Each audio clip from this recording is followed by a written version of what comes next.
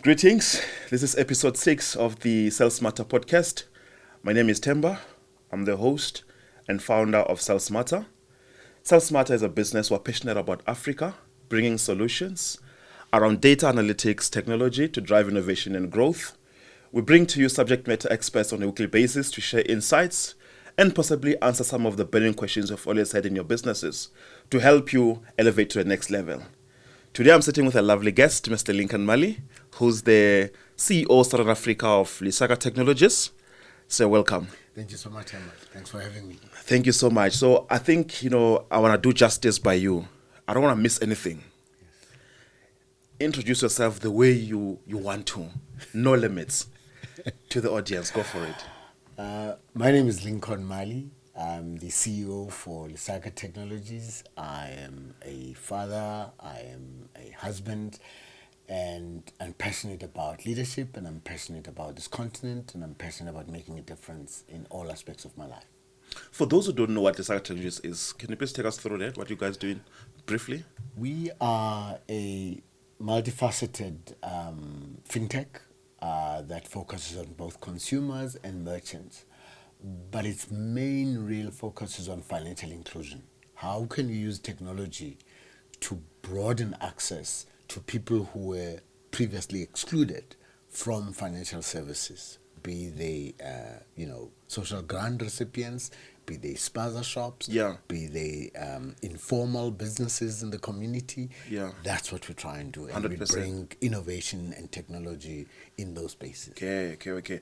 We'll dive deep a little bit later in terms of the business, how you guys do what you do, how you achieve some of your milestones and stuff. I want to first get to know you as a person, and I think it's only fair that our audience get the same opportunity. As an icebreaker, really, I want to ask you this following question. I'm interested to hear how you're going to approach it, right? So when you think of Lincoln growing up, Lincoln as a young boy, if I can put it like that, Yes. How did your early life lessons shape, your aspirations and the person you've become today? At 18 years old, I was expelled from school. Okay. I was in and out of jail. I was in and out of court. We were trying to leave the country. We were a group of very angry young people. We were called the lost generation. We were called the marginalized youth. And all we wanted to do was to bring the apartheid system down. But my father intervened by giving me a different perspective to say that it's not the size of the stone I can throw against the police or the potency of the petrol bomb I can throw against the army. It's the quality of education I can get. It's the values I can imbibe. It is the principles I can uphold. It's the kind of person I can build myself up to be that will determine what the future would hold. And that gave me a sense of what leadership was about. Because before that, I was not conscious of the enormous responsibility that comes with leadership. And therefore, as I was going through all of that, my father, my mom, my priests, my sporting coaches, my teachers did not give up on me. Okay. They made sure that I am the person that I am today. So fast forward to when I now had an opportunity to lead. I couldn't find models that appealed to me. Okay. The only model that really appealed to me was servant leaders who were like my teachers, who were like my sports coaches and my priests. If you go home today and you go to where you came from, Yes, or where you grew up, you'll see your teacher, you'll see your school principal or your priest. They may not have moved up economically like you, 100%. but when they see you, their face lights up because their calling was to produce people like you. I wanted to be a leader like that produces other leaders. That's That beautiful. helps other people to succeed in their goals. So those early experiences have helped shape who I am and helped me realize that I am here for a purpose to help others to become better. 100%. Have you always had the desire to become CEO one day? No. one of the things that my father taught me was never be obsessed about titles. Okay. Never be obsessed about roles. Never be obsessed about upward mobility. So it shocks people because the way I was brought up, you ran away from titles. You ran towards responsibility. You ran towards service, not being served. So whatever title I've had has meant nothing to me. I'm still the same person. Okay. So the title CEO is what is talked about. Okay, But for okay. me, I'm Lincoln. This is who I am. If I'm leaving the company, I'm somewhere else, I'm with my friends, I'm Lincoln in any environment. Yeah. And I bring myself to work. If serving is beneath you, then leading is beyond you. So for me, service is at the core. The title, yes, comes with it. 100%. And the last thing I'll say on this is also a mantra that I carry with me that says the goal must always be bigger than the role. Which means that in whatever environment you are in, you must be obsessed about the goal, Yeah. the purpose, the mission you're on. Yeah. So that you will play whatever part that you need to play to get to that mission and accomplish that objective. So the title becomes less of an issue. 100%. It is a responsibility, but others have a responsibility. And Yes, that's the yes. culture I want to create in every working environment I'm in. If you go to many people that have worked with me and you say, what was Lincoln's title? They wouldn't tell you. What was Lincoln's role? They wouldn't tell you.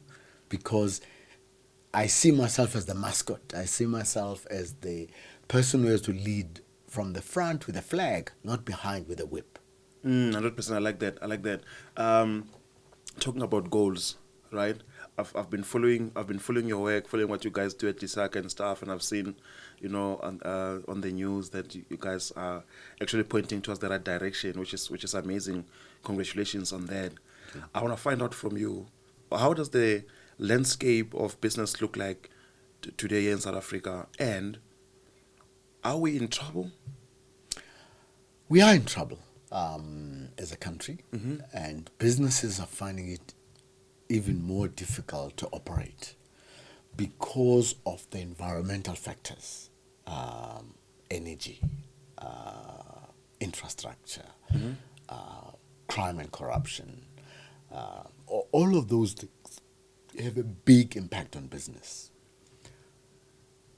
But if you flip it, in those environments, businesses will emerge that are able to manage their environment Okay. and be able to win in spite of the odds, right?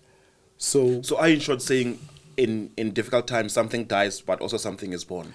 indeed, but I'm also making 2 points. Okay. There's a point where I'm saying to businesses, you can't abdicate your responsibility to work towards a solution. The solutions will not only come from politicians, not only from government.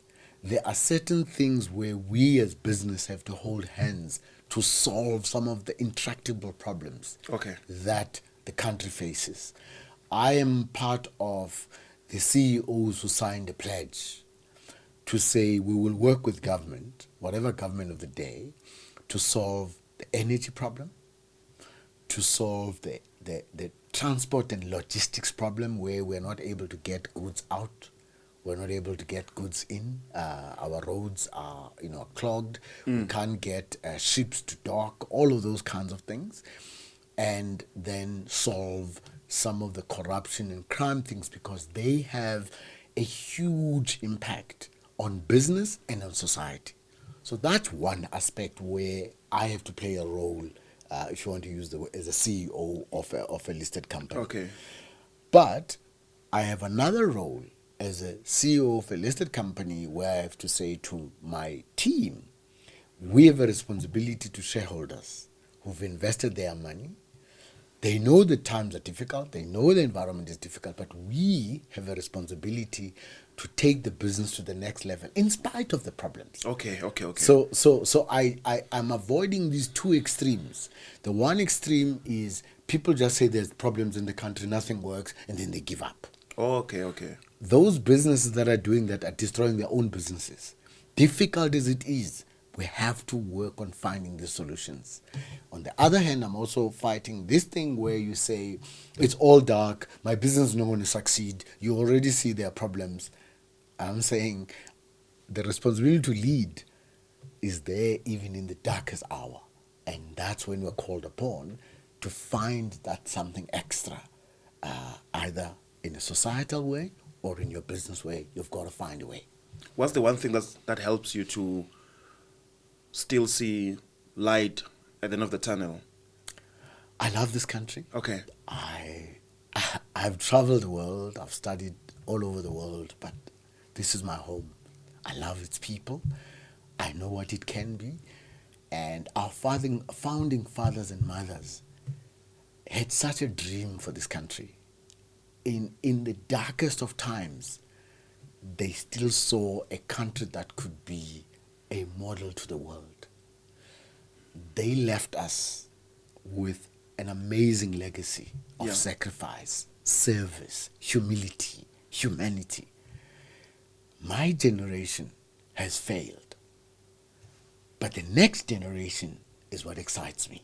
Okay. That's why I spend a lot of my time with young people, because what I see in them is what somebody saw in me when I was young. Yes. So South Africa is going through a lot of challenges. But when we put our minds together, when we rally around, we are able to succeed against all odds. That's what I want to, harness and build on. Okay. So let's bring technology into the picture, right? You run a fintech type of a business and stuff. How are you seeing technology evolving, right? Possibly into the future. But also, what do you think businesses should be doing to prepare themselves for what's about to come? I think sometimes we scare people with the terms, right, about technology, emerging technologies and all of that. I'll just give you a sense of how I always think about these things. When I woke up this morning, my phone told me everything that happened when I was asleep. All those technologies embedded in that phone told me how I slept, how I rested, and so on. When I got into the car, I could punch where I was going, and technology was able to get me here. 100%. Right? Yeah. In the car's mechanics and all of the data was telling me, do this now, do that now, do that now. So it's not technology versus people. It's technology and people. Okay. It's how do we harness technology to solve problems? What are the pain points that a customer has or a person has? How can you use technology to solve that problem? 100%. So the way I want businesses to think of technology, understand the customer problem or the customer desire, and find solutions that are either solving a problem or a pain point or meeting a need or a desire. Once you do that, you're not going to have an adoption problem because you are tackling exactly where the problem is. So in our business, we know, for an example, we work with social grant beneficiaries. Okay. There are 12 million social grant beneficiaries in the country. Most people think it's old age grant. Old age grant is part of it. Child support grant is part of it. Veterans grant and disability grant. Okay. None of those people can get access to finance today. They cannot get a loan. They have to go to a mashonisa. So we developed a product where we can lend to people that the market has not embraced. We can give them a funeral plan where the market cannot give them a funeral plan. We can give them access to an account where the market is not giving them that. Or let's take a garage or what they call a service station. Yes. If you go to a garage and you pay your money. Somebody takes it to the till. Under that till is a safe where the money gets in. But that safe is not a dump safe, it's a digital safe. As soon as that money is put in, it's digitized. It's available to the entrepreneur to pay anybody because we've taken the risk and we've digitized that cash, right?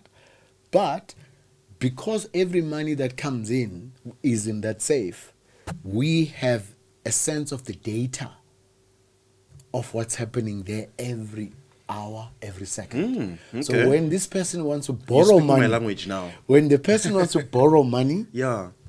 we can borrow money because we can see. You don't need to wait for 3 years financial statements. We can see the data that's there. That's how, again, technology is helping somebody access financing by going on their app and apply. Within hours, they've got money up to 5 million rands. Yes. You go to a spaza shop.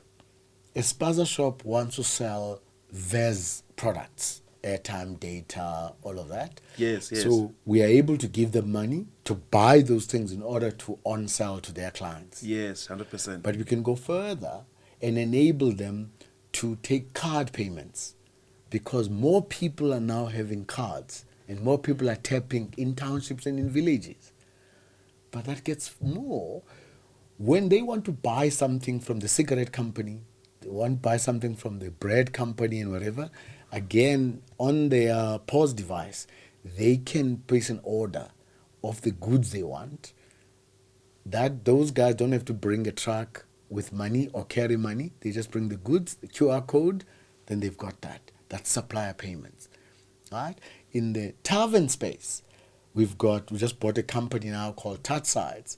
It's got about 10,000 taverns where they've got the technology that they can see every sale that's happening real time.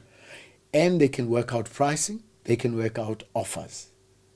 We now have the ability to take that data analytics and artificial intelligence that's predictive, use it in the other 80,000 merchants we have. Yo, that's amazing. So these are investments in the informal sector through technology that changes the landscape. You talk about something that I'm passionate about. I've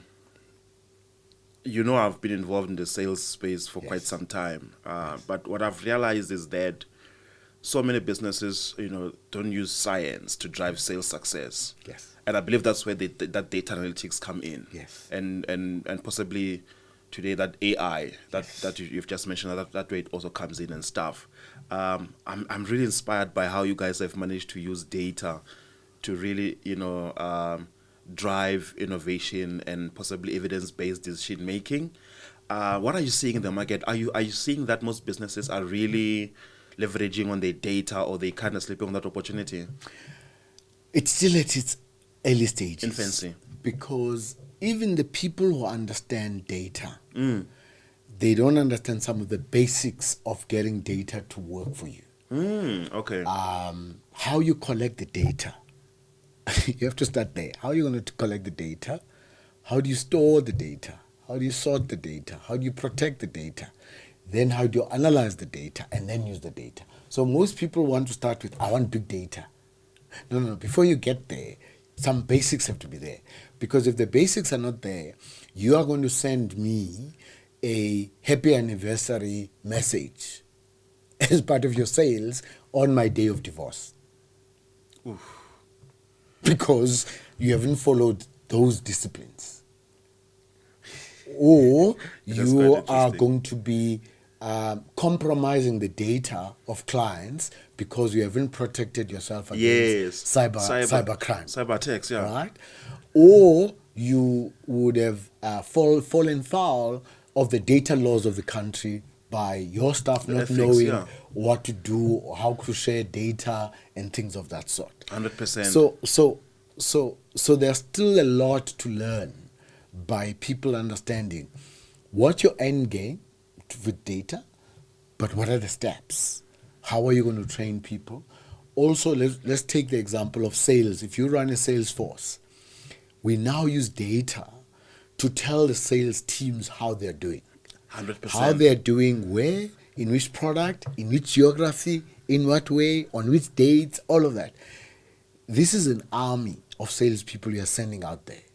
To send them out there to win a war without the right weapons is irresponsible. Sure. But when you've got the data, you can give them all of that. When we started 3 years ago, I couldn't tell you what we sold the entire month or 2 months or 3 months. Are you serious? We didn't have any of those capabilities. Today, we can tell you what we've sold real time. Real time. We've got data, we've got dashboards, we've got all of that. So at the end of each month, we're able to say, in fact, the teams are able to say, hey, I've won. I won this incentive because I can see the data. I can see the It's data. not only your data, it's their data. Because you must get your team to also understand the data and use the data. Wow. That's how they set targets, how they plan what they're going to do every day. They know the big times, big dates, what they're going to do. They know the slow times, what they're going to do. We all just keep on learning. And it's not for the data people only. It's not integrated. for data people only. That's it 100%. It's integrated. Once they know what you're trying to do, the data people will play magic and they will work with you. You're speaking my language. Thank you. You're speaking my language because I was in Zambia and we're having these discussions, with some of our potential clients in there because my vision really for Sales Matter is quite simple, and hence the name. When we thought of the name Sales Matter, we were thinking of something that's gonna be catchy, but also it's clear on what we're wanting to achieve. Yes. All wanting to achieve is to help businesses Sales Matter. Yes. And like you've said, Yes. 3 years ago when you joined the business, you were not doing things smarter, if Yeah. you can put it like that. Yeah. Am I correct? True. 100%. True. Until you got to a point where you said, guys, we need to be smart about how we do things. We need to Yes. know this. We need to see this. Yeah. We can't just operate on the gut feel. We can't just operate on hypothetical, Yes. imagination type of thinking and stuff. Let's bring evidence into the mix and stuff. Yes. Let's see what we are dealing with and all this type of things. So I'm really passionate about that space, and this is why we're growing the business across, across the continent, to really bring this insights, especially from a data perspective. I want to ask you a question right now when it comes to navigating this competitive market, space that we're finding ourselves in. How are you dealing with competition yourself? We as leaders need to understand the competition very well, understand its strengths, understand its weaknesses, and so on. But more importantly, we've got to understand what's our value proposition. Okay. What are we good at? What are we good at? What are we good at? What's the promise we're giving to the customer, right? Can we get better at it all the time? Because the competition is going to do their thing. There are companies that spend their time worried about the competition. That's not good. There are also companies that ignore the competition. That's not good. Play your game. Be better and better at your game, but understand where the competition is at. Always be reading that. To your people, also have to understand competition, but also be able to give you real-time information back as to what's happening in the market. Oh, the competition has changed the pricing. The competition has done that. The competition has got this new thing. It allows for innovation to take place. 100%. Thirdly, the culture must be such that ideas flow in an organization, up and down, sideways, all of that. That's when innovation comes. And innovation must be around the customer. Let's always start with the customer in mind. I'm so glad you've mentioned culture because, and sorry to interrupt Yes. you, I'm so glad you mentioned culture because that's what's going to be my follow-up question, right? I feel like it's easy to talk about culture, but it's not, I don't think it's easy to then, do. I don't think it's easy to implement. Yes. How do you get it right in your space? How do you get everyone on board? Yes. Thinking the same way? Yes. Not necessarily the same way, but, driving towards the same vision, driving towards the same goal. We might be slightly different in our approach, but we know what the end game is. Yes. How do you achieve that in your space? So you remember earlier you were talking about this thing of CEO, Yeah? right? I see myself as the Chief Energy Officer. Oh, Chief Energy Officer. I see myself as the chief entertainment officer. Oh, nice. Right? Okay. Because it is the biggest part of my responsibility to make sure that each and every one of the people that work in our company understand who we are and what we're trying to do. Understand who they are and how they fit in what we're trying to do. How we can get their personal ambitions and goals to align with the ambitions and goals of the company. And how we are driving more collaboration and teamwork. It's a daily battle. You can't say I've got 2,300 people and assume that they're all aligned and they're all happy and the culture is whatever. So your job as a leader is to work 7 layers down. Keep on working 7 layers down to make sure there is alignment. It's alignment, yeah. So that requires lots of listening. Lots of listening. It requires lots of talking. Lots of visibility on the ground, not in offices only. It's where we have our branches, where we have our care centers, where we have, the people must know you. They must feel that they can talk to you, they can relate to you, they can engage you, they can challenge you. Once you get that, it starts to work. In the beginning, the trust levels are low. People see you and they're like, here comes another one. One of these leaders. Because they've been dealing with probably... They would have experiences, whatever they yeah. were with previous leaders. The point is for you, you have to say, here's how I would want to lead. And you're not alone. You're with the other collective of other leaders. Because if you are not aligned as leaders, people will see through it. You know, it's like our kids. Our kids will know if there's differences between their parents. They see. Yeah? So we must create an environment where people can be themselves. 100%, They can enjoy 100%. themselves. They can achieve things. They can get recognition. Their voices are heard and all of that. Once you start to do that, it starts to build something. So when we started 3 years ago, most of the people working in the company were embarrassed to even call the name of the company because of the challenges that we'd gone through. And so they couldn't be proud of their company.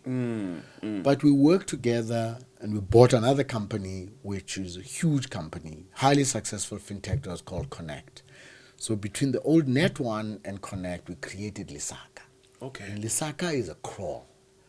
And in many of our communities, a crawl is sacrosanct. That's where people keep their most prized assets. 100%. Which is their cattle, Which is or their their cattle, sheep, yeah. and whatever. So we wanted to create that crawl mindset among our people. And we didn't have a huge budget because we were a loss-making company at the time. But we made sure that we build this brand through us. Today, our staff now proudly say, I'm Lisaka. Yeah, wow, I'm that's part amazing. of Lisaka. I'm part of EasyPay. I'm part of Kazang. I'm part of Cash Connect. We've also allowed the sub-brands to really come to the fore because the customers will not know Lisaka. The customers will know EasyPay everywhere. They'll know EasyPay. They'll know Kazang. They'll know Cash Connect. They'll know Card Connect. That's what we want. And the teams will also identify themselves with those sub-brands. And that's fine. Because we say to them, if you ask, most people who talk to me, they'll say, I'm Lincoln. If they're upset with me, they'll say Mali. So I say to them, my first name is Lincoln. My surname is Mali. So their first name can be Kazang. Their surname is Lisaka. Okay. You can be EasyPay everywhere. Surname is Lisaka. So So Lisaka will come where it needs to come. But all employees know they are part of Lisaka. But when they go out to the customers, they're wearing their Kazang shirt and they're talking to spaza shops about Kazang. 100%. That makes sense. 100%. Somebody goes to a garage, they go there and talk about Cash Connect because that's how it is. So we've tried to build that culture. And the last thing we've worked on is a value system where we've trained all of our staff on our values. Now we are working on living those values. I love And that. people are starting to hold us accountable using those values. Those values. To say, but you said we will act like this, and you've not acted like that. I like that. And so it's a journey. So the first 3 years has been building the culture. The next 3 years is to make the culture come alive. I love that. I love that. You know, I love everything you're saying, right? Thank you. And I'm also now interested in your in-depth, predictions on how you believe that customer behavior might evolve in the coming years. What are you seeing in change of how people will likely, Yeah. do things? Yeah. So I think that we have to find a way in answering that question to know that customers are not homogeneous. Okay. And so the prediction cannot work as if we're dealing with homogeneous customers. So I'm going to try and divide them into broad categories, although there are many subcategories even within that. So let me talk about the digital natives, right? Our kids who, as they start waking up, they're already scrolling, right? So that world will do more things online than anything else. Their lives will be in the mobile that they carry. They're shopping, they're buying, their entertainment, everything. So when I worked with the Chinese, they had things like WeChat.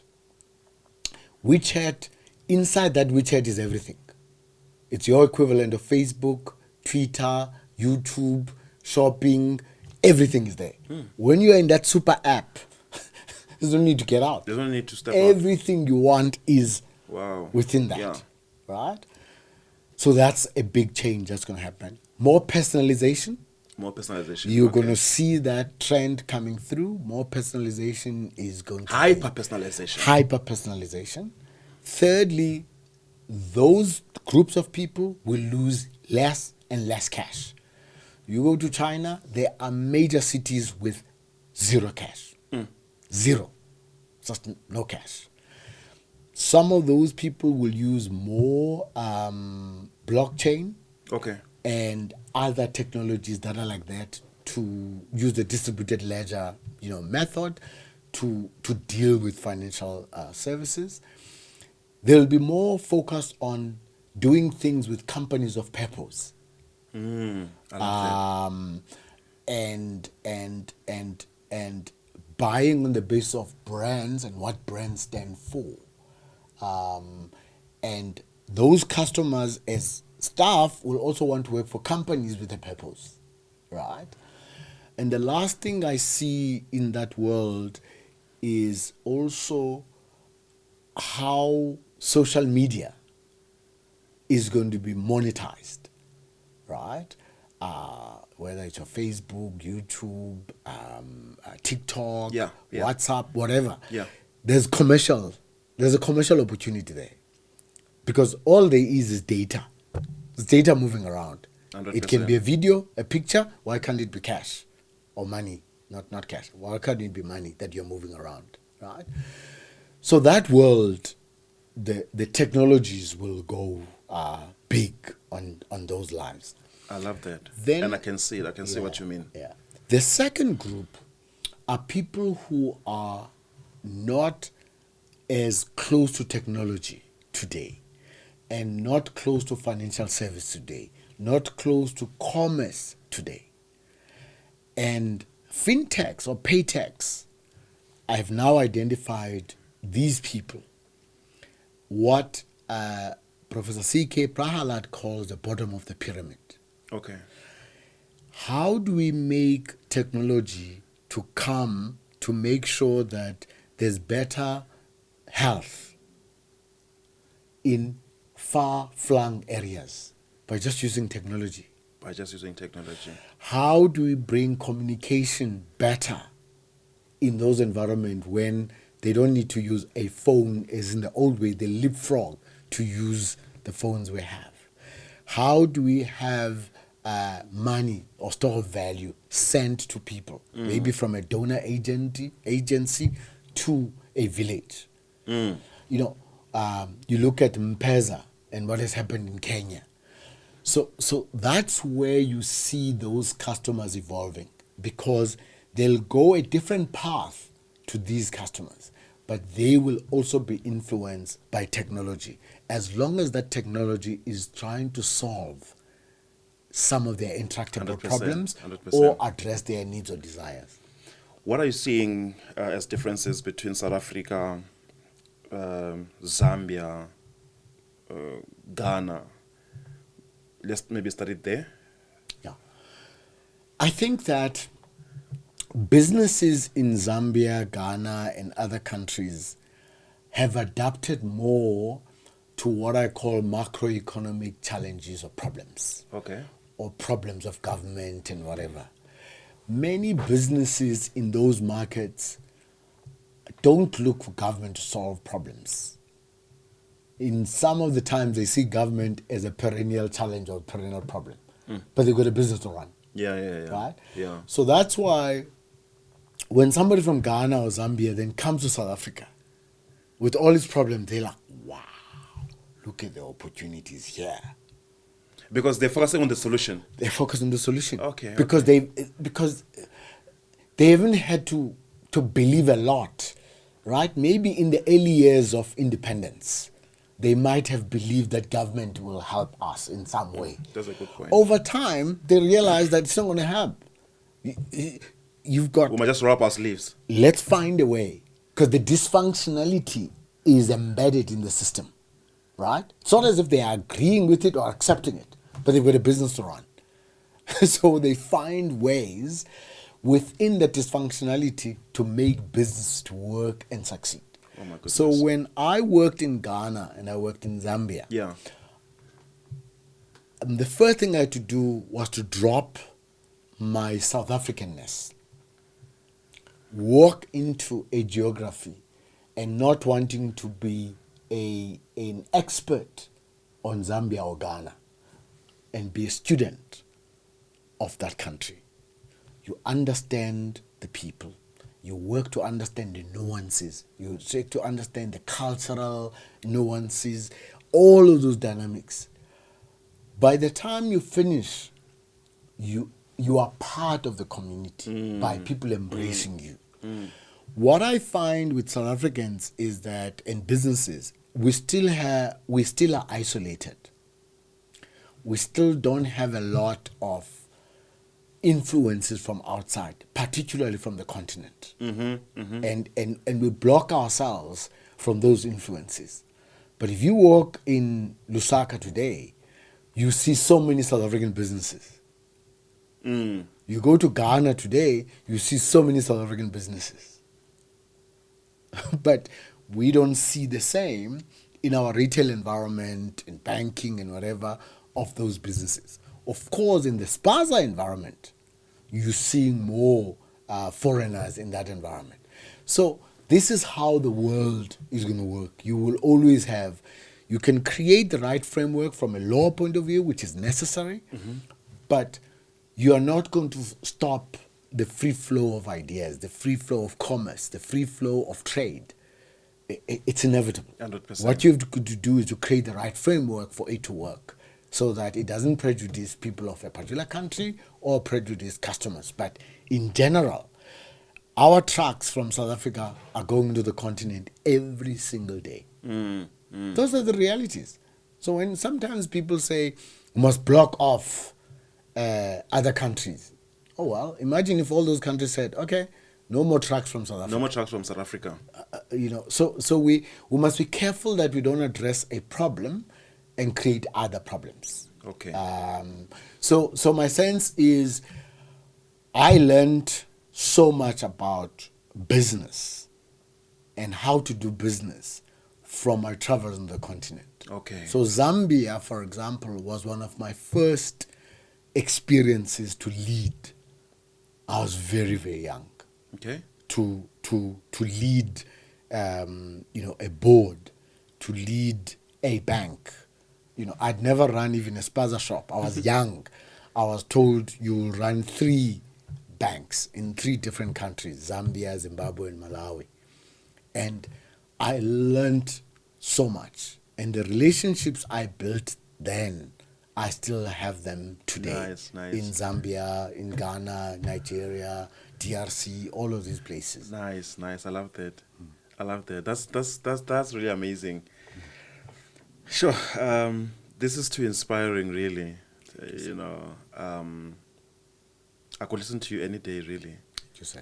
Yeah, and I really wish we can have you back. Thank you. Because there's so much really that I'm learning from from what you're saying, and I also believe that our viewers will definitely take a lot of what you've just said right now. I want to ask you two more last questions before we wrap up. I like keeping this episode short because it gives an opportunity to have you back. Okay. If you give us everything at once, Yes. then there's no reason why you should come back and stuff. But we want you to return. Thank you. What are the top 3 questions you believe that leaders should be asking themselves today? I think for me the first one is, am I worthy to lead? But ego will always say yes. Yes, but you have to tell yourself the truth. If the people that I lead were to have an opportunity to vote, would they choose me? That's a deeply important thing you have to ask yourself as a leader. The second question is, why do I want to lead? Is it the perks? Is it the power? Is it the status? Is it the money? Or is it a higher calling? Okay. If it's the perks and the status and everything, or a lot of bling, you're going to make status, bling, power type decisions. If it's a higher calling, you will make more decisions that are focused on, right? Yeah. A higher calling. Aligned to that calling. Yes. Okay. The third one is your business helping society Okay. to progress, or is it selfishly just focusing on a return to shareholders? For me, that's narrow. Businesses must try and focus on shared value so that success for the company is success for society. Yeah. Once we do that, we can create societies that are enduring. We can create businesses that are enduring. The old model that we're taught in some business schools, where all you have to do is to just give a return to shareholders, are not helping you.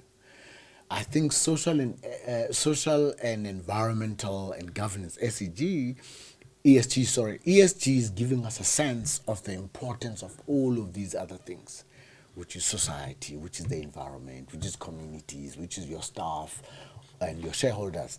Looking at that holistically is the way to look at business. And so you should ask yourself, what impact are you having on society? What impact are you having on your staff? What impact are you having on your communities as a business? Those are the 3 questions I would ask as a leader. Okay. So as a leader, I'm going to refrain from calling you CEO. Yes. Let's maybe just refer to you as a leader. Yes. Yes. As a leader, I believe that you have to make a lot of decisions on a daily basis. Is it correct? No. Okay, not really. I think that the more senior you are, the less decisions you should be making on a daily basis. Okay. Right? If you're making so many decisions, there's something wrong. Because many of our companies are over-governed, micromanaged, and under-led. Okay. When they are more led, there's more decision-making closer to the customer. You have to give decision-making closer to the customer, because it's the people in the cold face who understand what's going on day to day. Your job as a leader is to make the consequential decisions. Okay. They are fewer, but they are more consequential. Yes. As to where we're going to invest, what company we're going to buy, what technologies are we going to invest in. Those kind of decisions, those you make. The day-to-day, as I speak to you now, it's grant day. Yes. My colleagues are out there dealing with the customers. I'm not there. You haven't seen me try and touch my phone and what's going on. No. You trust them. I have to trust them with my life. I have to believe in them. And if those staff members are there, there's a branch manager. Something goes wrong, that branch manager needs to know what to do. Above them, there's a regional manager. They need to know what to do. Above them, there's a provincial head. They need to know what to do. So trusting those processes and those levels is very, very important. I remember when I used to work for one of the major banks, and somebody would call me and say, something is happening in this place in Nigeria. And because Nigeria's got about 36 provinces or states, and I'd been to about 28. So I understand. So when somebody mentions a place, I know where it is. You know where it is, yeah. So somebody says, Joel, there's this place, we must intervene. I said, what do you mean? We're here in Joburg. Do you know that how difficult it is to get a flight? And the flight is to move from Joburg to Lagos. Then you have to fly from Lagos to Abuja. From Abuja to Kano. Then you have to drive to that place. 3-4 days later, you're not there. So, but those people on the ground, all the way to the CEO of the bank in that country, are empowered to make those decisions. I love that. I love that. Not me sitting here trying to run what's going on in Nigeria, sitting behind a desk. It's not going to work. Not going to work. In a situation where you have to make a decision yourself, how do you know if your decision that you're making is right?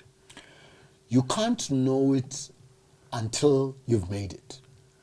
The only thing you can do is to always ask yourself, do I have the facts in front of me? What does the data tell me? The data, okay. Right? Yeah. 2, what are my prejudices? Because if you are prejudiced towards something, sometimes you lean towards that. Yeah. You're biased. Yes. Yeah. Thirdly, are there others that can influence this decision that I can also listen to? Collective decisions are important. Of course, you've got the final accountability, but collective wisdom helps.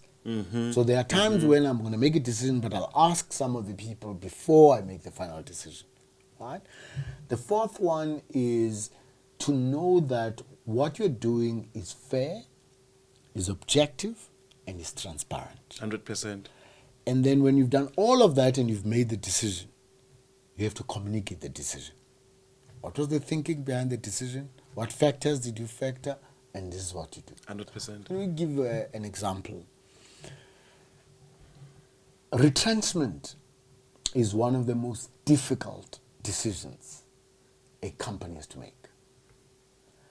If you jump and make a decision to retrench and you've not removed the other costs, that's irresponsible. But on the other hand, if you've done all of that and what faces you is that you have to make a decision on retrenchment and you don't make it, that's also not good. If you've gone down that decision path of retrenchment, how is it going to be done? How is the humanity of doing that? So that the people who've left, painful as it is, lived with dignity. The people who remain stay and still want to be part of the company. 100%. Right? 100%. And so those are difficult decisions. And when you've made it, you have to own it. And you have to go and explain it. Right? So those are some of the things that you can do. Okay. Or a decision to close branches because they're not profitable. Those are decisions. And you have to get to those decisions to explain how you got to those decisions. How you got there. And they're not popular.